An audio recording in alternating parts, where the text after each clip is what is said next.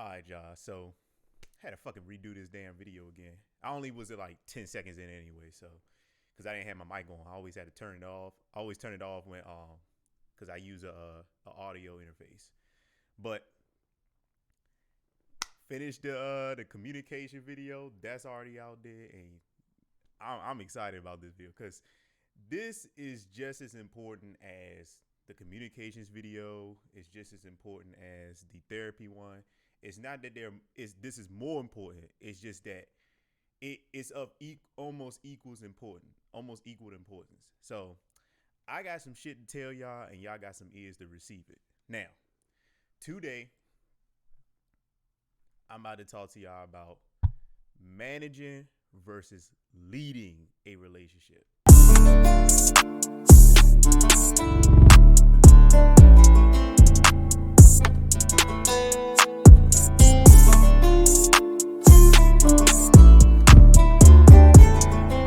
Now, this is going to be more so for guys. Sisters, you can sip this shit out. Y'all don't need y'all ears for this shit. But this is mostly for the guys. Now, I got a good question for y'all. Because I ain't going to be answering all these goddamn questions. I need y'all to critically think. This is what y'all had to do in school and shit. You going to do it here too, motherfucker. What does it mean to be a leader? I'll wait. I'll give y'all... All right, that's enough seconds. What does it mean to be a manager? What is the difference? What's the fucking difference between a manager and a leader? Well, let me help you out a little bit. Because it seemed like your brain ain't working, so I'm going to help you out here. As always, my trusty old smartphone, you know, something that most people just somehow have and they don't know how to fucking use it. Right here, I easily pull up a trusted article. I mean, I already knew this, but I wanted to see some other points that I probably missed. But before I even read this, let me tell you something. This is my points on it. When you're thinking about a manager, what comes to mind? Let me tell you. One of the things a manager do versus a leader is they're managing an environment or people. They're trying to keep things in a controlled way. They're controlling an environment. Keyword controlling. So keep that word in mind. Leaders lead people. So when they're trying to lead to change, lead a revolution, lead something to a difference, right? Or they're trying to lead something to maintain. So if at an organization, if we want to maintain a certain perspective or we want to maintain a certain mindset with how employees should behave, having people who exhibit leadership qualities will make that easier because a leader will exhibit the behaviors that they would like the employees to show. See what I mean? A manager just keeps shit in check. That's just a simpler perspective of it. So, but let me give you something a little bit more here. So, right here, this is a good one. I didn't even think about this. You could easily get a job being a manager, right? Anybody can be a fucking manager as long as you got the credentials and you have the work experience. No matter how much work experience you can get, I don't give a fuck if you got 30 years, 100 years, you don't age until 1,000. I don't give a fuck what it is at the end of the day. You can have all this experience, all the credentials in the world, but that don't make you a leader. Some people just good at managing, but they some shitty ass leaders. And that's how a lot of y'all are. A lot of y'all probably managers right now, but y'all suck ass when it comes to being a leader. Or some people are leaders, but they don't want to manage people. You know, there is a slight difference here. It takes skill to be a leader, and it takes not really, I ain't gonna say it doesn't take skill to be a manager, but you learn how to be a manager. It's something that you can learn over time. And a lot of the biggest benefit when it comes to becoming a manager, especially depending on your profession, is the knowledge of the organization. So if you've been at an organization for 15 plus years or whatever, you're going to have an easier time managing that environment because you know what it's like. You know what it's like to be there. You know how things function. Versus, I mean, on top of years of experience.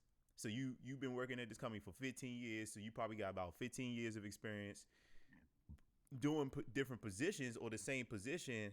So if they were to put you in a position to manage employees that did what you did, not that it would be a no-brainer, there would be some adjustments, but for the most part, in terms of knowledge base and how the company functions and their usual expectations on a regular day-to-day basis, you will be able to pick that up because you already been there. But if they told you, all right, I need you to lead this organization, I need you to lead these teams, that's a little different. You're not managing them, you're trying to lead them. And so the reason why I'm talking about this is because this is really fucking important when you trying to, as a guy, especially when, just like women, guys have expectations in society on what they should and shouldn't be, right? And one of those is being the man, the manly man, the dude who's the rock, the guy who should be able to critically think, assess a situation, and create a solution that is not only safe and beneficial for everybody involved, but like it will bring upon success ideally, right? So if you're a guy with a relationship, right, a girlfriend or a wife or whatever, not a husband. I mean, well, we live in a different world. So if you a man with a woman and you in a relationship, before I even go down that rabbit hole, let me ask y'all something. Have y'all ever think back? Just think back for the brothers who had relationships, multiples or whatever. Have you ever been told you were controlling? Or like usually they use the word controlling. Have you ever been told that? Now, be honest with yourself. Were you actually being controlling, or were they just talking out the side of their damn neck? So, for the people who's being honest, and the people who have been told this and they actually were being that way, or they look back and say, okay, my intent, and there's a difference.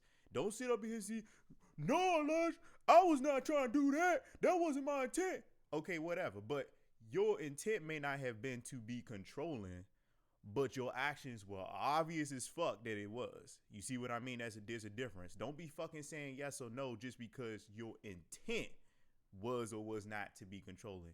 You're saying yes or no because that person considered your behavior as controlling. And if you look back, or anybody else outside looking in was to look at that situation with a fine tooth and nail, they could say, yeah, you were being a little bit controlling based on how you said this or how you did this or whatever case may be. That's what I fucking mean. If you put that same situation in front of someone else, would they deem you as controlling too? Or based on your actions and words? Or would they say, nah, that person was talking out the side of their ass, you good, right? So don't be over here talking about some goddamn, it's not my intent, fucking not my intent, police ass motherfuckers. So if you've been told that, and you look yourself in the mirror, because this takes a lot of, like, you are critically analyzing yourself right now. This is what critical analysis looks like. You look yourself in the mirror, you like, yep, that's me. I've been told that, and that was genuinely what you was doing, whether you was trying to be like that or not, right? That is somebody who I would call trying to manage their relationship, not lead it. So if you're trying to exhibit man qualities, you can't manage a relationship. I know it's in the word, manage, but that's not what you're supposed to be doing. You supposed to be leading the relationship. Okay, so let me give you an example of the difference. So let's say I got two examples actually, but I'm gonna do this first one. Let's say your girl exhibits a characteristic that you don't like, right? Now, this is something that, let's say, is easily able to be changed, but they have a habit of displaying this bad habit, right? Doing this on a regular basis or whatever case may be, every day or every other day or whatever. You name the frequency. I don't give a fuck about that. So let's say your girl does something that you don't like on a semi-regular basis or a semi-annual basis, right? And every time you've told her not to do it again, she continues to do it. What you should be doing going forward is taking control of the situation And I'm gonna explain what that looks like. And saying, okay, this person in your head, you should be like, this person is not changing based on the situation. What can I do to lead us out of this? Okay, so a great way to try to lead y'all out of that is, for example, if you were to make sure you're displaying the the positive behaviors that you would like to see from your partner, right? So some people usually go the route of, okay, let me just give them a taste of their own medicine. If they're an asshole and you just want to get some get back, then great. Congratulations to you. But if you're trying to, like, that's not going to really work in the long run, just to be honest with you. Because all it does is just create this air of tit for tat. Now that person feels like anytime they do something you don't like, you think you're going to do some get back. You don't want that type of like mindset from the other person. What you want is, okay, they're not doing something I don't appreciate. They're doing something I don't appreciate. And this is what I want to show them that I would like from them, right? So you have to exhibit, in this case, positive behaviors or the opposite of what they are doing. And you bring that to the table and say, hey, look, these past few months or so, I've been doing this new thing for you. Have you noticed? And they're like, yes. This is what I would like for you to start doing towards me in replacement of the habit that you have been doing of doing this thing that I don't like. And so what I'm basically trying to tell you is that it's a lot easier to teach a person a new habit than to make them unlearn one. So you are better off trying to guide that person out of guide that person into doing something that can overtake that old habit, rather than trying to just completely make them stop the old habit. Don't try to make them stop the old habit and then say, okay, now we can add a new one. Or now, cool, now they're not doing it no more. It's easier if you try to find a replacement for it, because it's easier to learn something new rather than to get rid of something old, especially if they've been doing it for years, right? So that's one example. Another example, and I think this is probably better, because I hear this happen a lot. Again, I'm coming for y'all asses, especially the guys right now. So, guys, if you are out in public, let's say it's the summertime, right? You in Miami, Florida. Bad chicks everywhere. They wearing the skimpiest clothes, whatever case may be, right? You know what? Let me take it a step back. Let's say you just in your local neighborhood and you see a bad girl, right? But she got on the shortest skirt you can find. She could find in Forever 21. The fucking tiniest crop top she could find on Fashion Nova, right? She only covers her titties. I seen this one time. You see these flaps on my shirt? Imagine flaps like this, but they were a little longer, and it was just long enough to cover the titty. But you could still, like, if you were standing beside her and you was looking from the side, you could see under there her boobs. I seen this type of crop top. Like, it was just that. It was just flaps. Flaps to keep the dust out of her butt crack. Like, just flaps right there. Just right on top of her titties. And the rest of it was just strings, like kind of like a bra, right? And whole back showing, stomach showing, arms out, and the shortest skirt she can find, right? So you see this type of girl, she's pretty to you, right? So you go up and you go smack. So y'all dating. You hitting the joint, you having fun, y'all cool. You fucking with her. Maybe y'all match philosophies. And that's a different video. I'm gonna talk about what it's like to match philosophies. But what I mean is that y'all worldviews look the same. But I'm gonna break that down in a different video. So y'all in agreement with a lot of stuff, and y'all want to be in a relationship, right, with each other. If you as a dude know that you will be uncomfortable to any varying degree for your partner, your girl, to be going outside wearing the same shit that you met her in, or wearing something else skimpy like that, or going to a club looking like that, and you in a relationship with her, if you're gonna have a problem with that in a relationship, then you don't need to be in a relationship with her. That's leading your life. See, now I know I talked about managing and leading relationships, but this is part of the leading relationships thing because some of y'all motherfucking analyticals gonna be like, oh, Elijah, we not in a relationship yet. So how is that leading the relationship? It's leading the relationship because you are still dealing with somebody that you were dating. That's a type of relationship. You're leading it because you are following your boundaries and you're knowing yourself and you're saying, okay, I like this girl, I fuck with her, but in terms of a relationship, I don't think this is viable because I know myself and I know if I get in a relationship with this type of woman who dresses provocatively in a way that I know I would be insecure or bothered with it on a regular basis, and that's how she regularly dresses, then I don't need to be trying to be with her. Simple as that. Leave that to a brother that doesn't care about that shit. You clearly care. So why would you make an unwise decision, being in a relationship and committing all your feelings and time and attention with somebody that you know damn well you gonna have fights with because she about to step out of with girlfriends wearing fucking titty flap goddamn bras? If you know you're gonna have a problem with that in a relationship, then just date the person, but keep it up 100,000.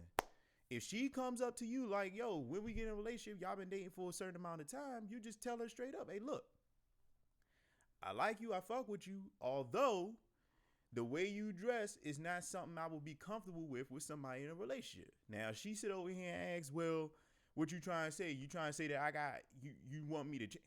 You say, I'm just letting you know my boundaries. That's just something I know I would not be comfortable in a relationship. You can still do what you want to do, but at the end of the day, this is what I feel.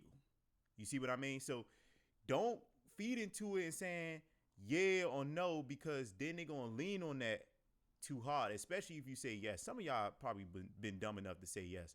Don't ever say yes if somebody asks you that dumbass question. That is not something you should be saying yes to. If somebody asks you what, so you right then and there, they're going to try to put you in the category of somebody controlling. Now, in my personal opinion, you're not controlling just because they ask you that question, because you're not controlling anything that they have done yet. You're not stopping them yet. You are just letting them know that, hey, this is something I don't fuck with.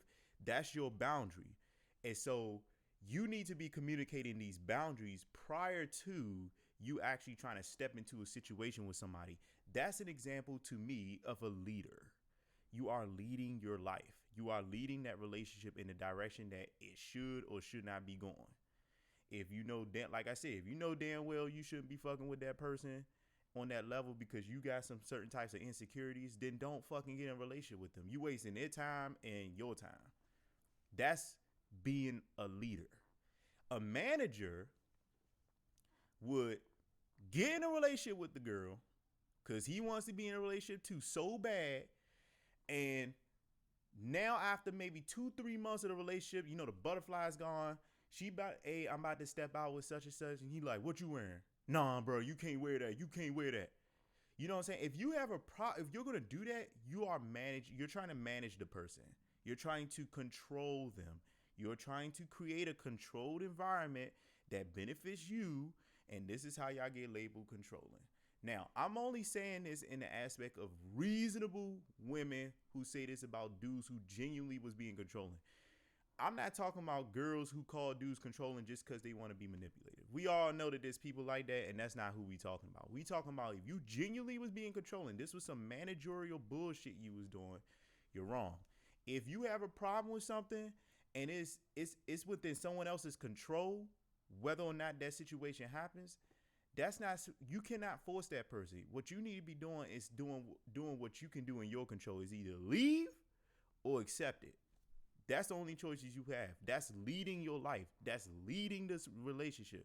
If she wants to fuck with you on that type of level, if she's really adamant about being with you, and after you communicated your situation with her and told her, like, this is my boundaries, if we gonna be in a relationship, if she decides on her own to make those changes, you still are a leader because you communicated your boundaries. She still wanted to be with you. You still want to be with her. So she said, okay, well, I want to be with this guy. I want to be in a relationship with this guy. So I guess I could kind of ease up on how I dress. Maybe the exception, maybe the agreement is you going to have to buy her ass some new clothes if you want her to dress a little bit different, right? So it's like, okay, I'll buy the clothes. You just got to wear them. And so y'all can have an agreement like that. I ain't saying that's what you should fucking do. I'm just saying that that's an example of, okay, this person still wants to be with you. So they decide on their own, they're going to make that change for you. But if they are not trying to make that change on their own, you shouldn't be coercing. You shouldn't be fucking making no suggestions. You shouldn't be trying to talk them into doing it. You should just leave that shit alone. That's the difference between managing and leading a relationship. It's simple as fuck. Anytime you are in a situation with somebody, and you, let's say you currently in a relationship with someone, whether you married or whatever case may be, anytime you come across a situation, cross paths, where most of the power is either in their hands, that's a situation where you lead by doing what's in your control. You should always be trying to do what's in your control. You should never be trying to make somebody do something. When you tell somebody, hey, look, if this continues to happen, this is what I'm going to do. You see what I mean? You're not making them do anything. You're just letting them know, hey, this is what you're going to deal with if this continues to happen. Simple shit. That's it. That's leading your life. That's leading a relationship. And why is that leading a relationship? Well, because if I'm in a situation with somebody and let's say they're doing something blatantly disrespectful, 9 times out of 10, right? I have two choices. I can either stay in there, keep forgiving this person and accept the bullshit, or I could say, okay, next time they do this shit, I'm gonna communicate this to this person. And I'm gonna say, next time you do this, this is what's gonna happen. Now, here's the thing. You will probably be called controlling. You probably will be called manipulative. You probably be called all the names in the goddamn book. But guess what? You're not. Don't fall for that bullshit. If you dealing with somebody who's over here trying to put you in that category because you standing on business, don't fall for that bullshit. What you just essentially said was, I'm not going to make you do anything. I'm going to do what's best for me. That's all you're saying. If they take that as you trying to be controlling or selfish, whatever case may be, then good. You should probably get rid of them. That's good riddance. You don't want to be with somebody like that. If they're over here labeling you like that because you're over here standing on your feelings or standing on your boundaries and stuff like that, that's not somebody who respects you, in my opinion. So even if you think you're a great leader, or you think you're a good leader, or even if you got 500 people that can vouch for you and say, oh yeah, you know, James, James is he's a great leader. Yeah, I seen it myself. I was watching with my binoculars from a mile away. Pretty sure this guy's a great leader. It doesn't really fucking matter how many people say that you are a great leader. If you are that, right? Hypothetically, usually I would rather go from the words of somebody else than yours. You're going to still be labeled controlling even when you are doing the right thing as a leader. So you got to keep that in mind. This can happen with men and women. Men have called certain women who stand on their business controlling or selfish, when in reality, she's just trying to stand on her boundaries, right? Same thing for men. Men have been called this too, when they're just standing on their boundaries. This is what selfish ass, narcissistic, controlling ass people do when they want to keep trying to benefit off of you. Like I just said, ignore that shit.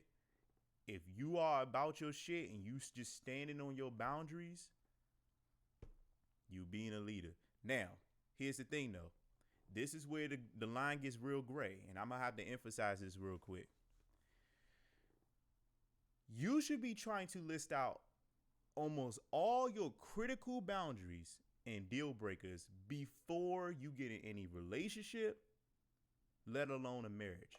They should already have known about your boundaries and deal breakers in the relationship, at least the major ones. Because, of course, nobody got a goddamn list ready to go to read all this shit down like they on some fucking Elder Scrolls or some shit.